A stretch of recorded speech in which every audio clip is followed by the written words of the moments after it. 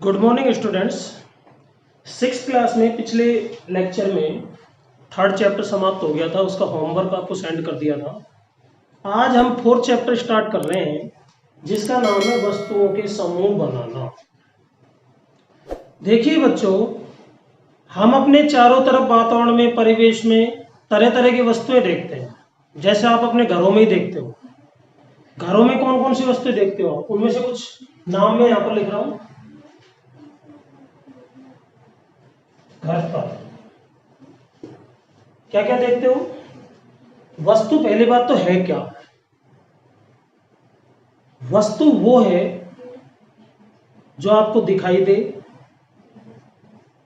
आप जिसको महसूस कर सको, जिसमें द्रव्यमान हो, जो जगह घेरे, ऐसी चीजों को हम क्या कहते हैं? वस्तु। तो ऐसी कौन कौन सी चीजें जो हम घरों में देखते हैं, काम में लेते हैं? जैसे कुर्सी, टेबल, पंखा, बाल्टी, चीनी,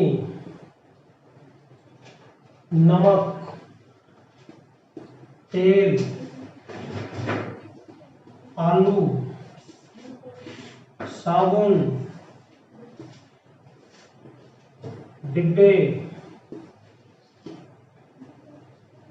और जैसे कृषि के संबंधित कार्य हैं जैसे फावड़ा, पानी,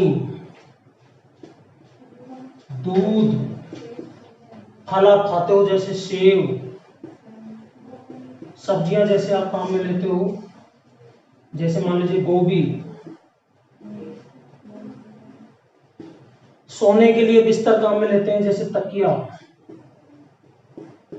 गद्दा, और भी बहुत सारी वस्तुएं हैं। यहां तो हमने कुछ उदाहरण लिए हैं वस्तुओं के, ठीक है। ऐसी अनेक वस्तुएं हम घरों पर दैनिक जीवन में काम में लेते हैं। अब यदि आपसे ये कहा जाए कि इन वस्तुओं में आपको तुलनात्मक अंतर करना है, एक समूह बनाना है, तो आप ये कहोगे कि समूह किस आधार पर बनाया जाए? भाई समूह बनाने के लिए आधार तो होना चाहिए। तो अगर जैसे आपसे ये कहा जाए भाई ठोस के आधार पर समूह बनाओ, तो ठोस चीजें कौन कौन सी है इसमें? कुर्सी, टेबल, पंखा, बाल्टी, चीनी, नमक, आलू, साबुन, डिब्बे, फावड़ा, सेब, गोभी, तकिया, गद्दा। जो जो मैंने गोले लगाए हैं ये ठोस होंगे। अगर आपसे कहा जाए द्रव कौन कौन से हैं, आप कहोगे तेल, ये आयताकार बॉक्स में बंद कर रहा हूं, पानी, दूध, ये कैसे होंगे? द्रव होंगे, ठीक है। तो वस्तुओं को समूह, समूह मतलब ग्रुप बनाने के लिए, जैसे एक क्लास में बच्चे होते हैं, मान लीजिए 40 बच्चे हैं। अब आपसे आयु के आधार पर समूह बनवाया जाए तो आप क्या करोगे? एज के हिसाब से, मान लीजिए कक्षा 8 के 40 बच्चे हैं, उनसे समूह बनाने के लिए कहा जाए तो आप ये कहोगे भाई किस आधार पर सर समूह बनाए? तो मैंने कहा आयु के आधार पर। तो आप आयु के आधार पर बनाओगे, 10 से 12 साल तक ये, 13 से 15 साल तक ये, इस तरह से मतलब एक ग्रुप बना लोगे आप। इसी तरह का ये चैप्टर है जहां पर वस्तुओं के समूह बनाए जाते हैं। तो वस्तुओं के समूह एक तो पदार्थ के आधार पर बनाए जाते हैं। किसके आधार पर? पदार्थ।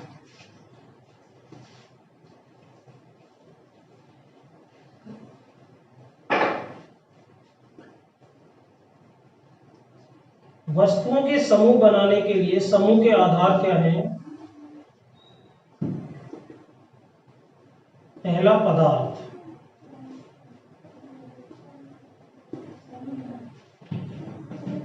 जैसे बाल्टी, डिब्बे, फावड़ा, गैती, बहुत सारी वस्तुएं हैं। अब आपको पदार्थ के आधार पर बनाना है तो डिब्बे, बाल्टी, ये प्लास्टिक की बनी होती है तो प्लास्टिक एक पदार्थ हो गया। फावड़ा, गैती आदि किसके बने होते हैं? लोहे के, तो लोहा एक पदार्थ हो गया। ठीक है, तो ये पदार्थ के आधार पर समूह बनाए जाते हैं। दूसरा होता है प्रयोजन के आधार पर, हमारा उद्देश्य क्या है, एम क्या है। जैसे रसोई के खाना बनाने के लिए बर्तन काम में लेना है, तो बर्तन जो खाना बनाने के लिए काम में लोगे आप, विशेष रूप से किसके लोगे, धातुओं के, क्योंकि धातुएं पिघलती नहीं है। उसमें ये थोड़ी प्लास्टिक के डिब्बे में रख खाना बना लोगे आप, प्लास्टिक तो क्या हो जाएगी, ऊष्मा पाकर के पिघल जाएगी। तो प्लास्टिक की वस्तुओं को हम खाना बनाने के लिए उपयोग में नहीं ले सकते, उसके लिए धातु के पात्रों का उपयोग किया जाएगा। ठीक है, तो दूसरा जो आधार है वो है प्रयोजन। इन दो चीजों के आधार पर वस्तुओं के समूह बनाए जाते हैं, पदार्थ की प्रकृति के आधार पर और प्रयोजन के आधार पर, यानी कि हमारा उद्देश्य क्या है, उस वस्तु को किस काम में लेना है। ठीक है, नेक्स्ट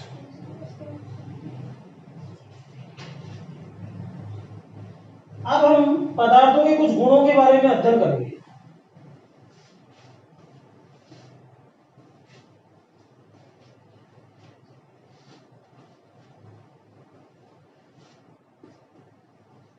पदार्थ के गुण, सबसे पहले दिखावट। दिखावट मतलब लुकिंग।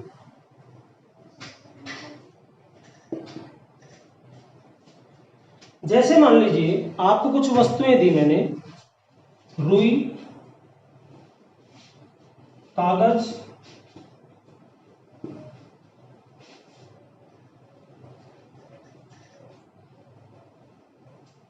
साबुन, लकड़ी और लोहा। कितनी वस्तुएं हैं, 1 2 3 4 5, ये 5 वस्तुएं हैं। अब इन 5 वस्तुओं की दिखावट यानी कि लुकिंग को जब आप देखोगे तो अलग अलग नजर आएगी। लकड़ी आपको अलग नजर आएगी, रुई आपको अलग नजर आएगी, कागज अलग, लोहा अलग, साबुन अलग।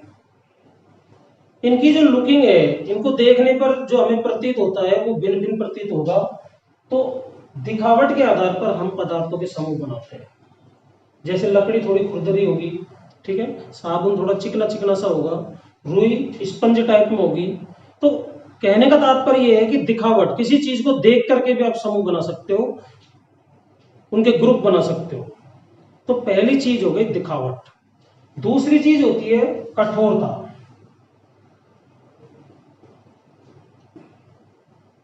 कुछ चीजें ऐसी होती है जिनको जब आप दबाते हो तो उसमें खरोंच हो सकती है, दब जाती है वो। और कुछ वस्तुएं ऐसी होती है जिनको कितना भी आप दबा लो, उनमें ना तो खरोंच उत्पन्न होती है ना दब पाती है। जैसे लकड़ी को आप दबाओगे तो नहीं दबेगी, लोहे को आप दबाओगे नहीं दबेगा, रुई को आप दबाओगे इजीली दब जाएगा। साबुन पे आप थोड़ा सा प्रेशर डालोगे तो साबुन में भी हम खरोंच कर सकते हैं, तोड़ सकते हैं उसको। तो ये होती है कठोरता। जिस चीज को दाब डाल करके खरोंचा जा सकता है, तोड़ा जा सकता है, ऐसे पदार्थों को कहा जाता है मुलायम पदार्थ। तो यहां पर मुलायम पदार्थ कौन कौन से हैं, जैसे रुई है,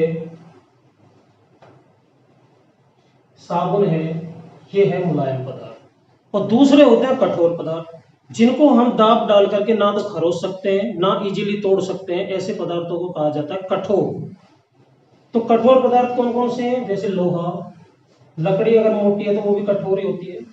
ठीक है, तो ऐसे पदार्थों को कठोर कहा जाता है। तो कठोरता के आधार पर भी हम ग्रुपिंग कर सकते हैं, कठोरता के आधार पर भी पदार्थों को समूहों में बांट सकते हैं। ठीक है,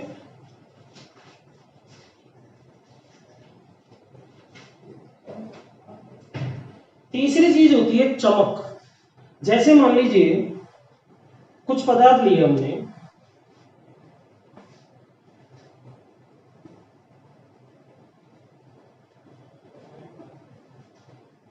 जैसे लोहा,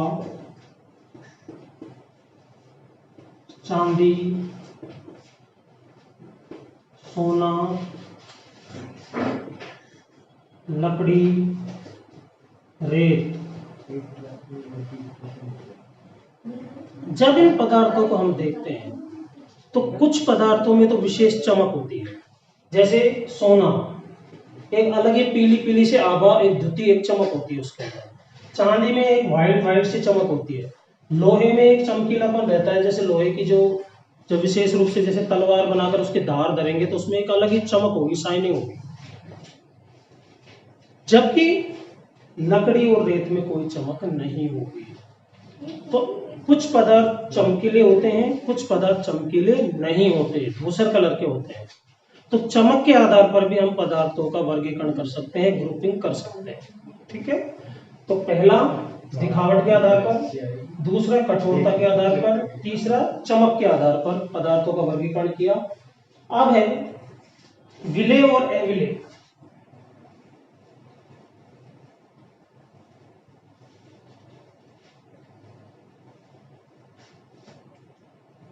विलेय एवं अविलेय। मान लीजिए हमने कुछ पदार्थ लिए, पहला नमक, दूसरा चीनी, तीसरा रेत, बालू रेत, नंबर 4 लकड़ी का बुरादा।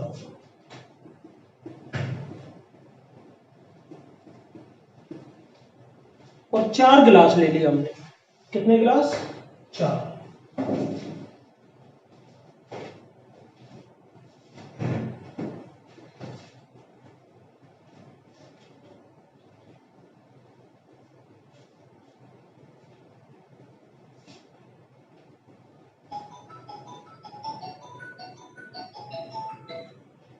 ये 4 गिलास ले लिए, ए बी सी और डी। इनको भी अपन इसी क्रम में डाल देते हैं, ए बी सी और डी। सब में 2/3 पानी भर दिया।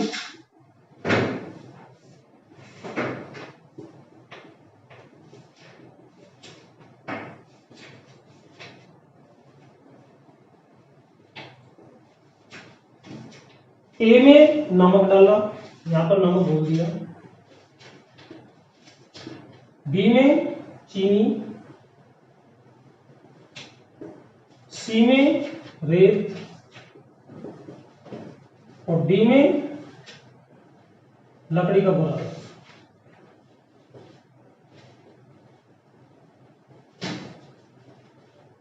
चम्मच से इनको अच्छी तरह जैसे विलोडित कर दिया, यानी कि धीरे धीरे हिला करके मिक्सअप कर दिया। कुछ देर बाद आप क्या देखते हो, नमक जिसमें डाला था ए में वो विलुप्त हो जाता है, चीनी जिसमें डाली थी वो विलुप्त हो जाएगी, रेत जिसमें डाली थी वो विलुप्त नहीं होगी, रेत अलग नजर आएगी, पानी अलग नजर आएगा। लकड़ी का बुरादा जिसमें डाला था, लकड़ी का बुरादा अलग तैरता हुआ नजर आएगा। कितना भी आप उसको चम्मच से हिला लो, पानी के अंदर वो लुप्त नहीं होगा, मिक्सअप नहीं होगा। ठीक है, तो जो पदार्थ जल में विलय हो गए, मतलब लुप्त हो गए, ये लुप्त हो गए।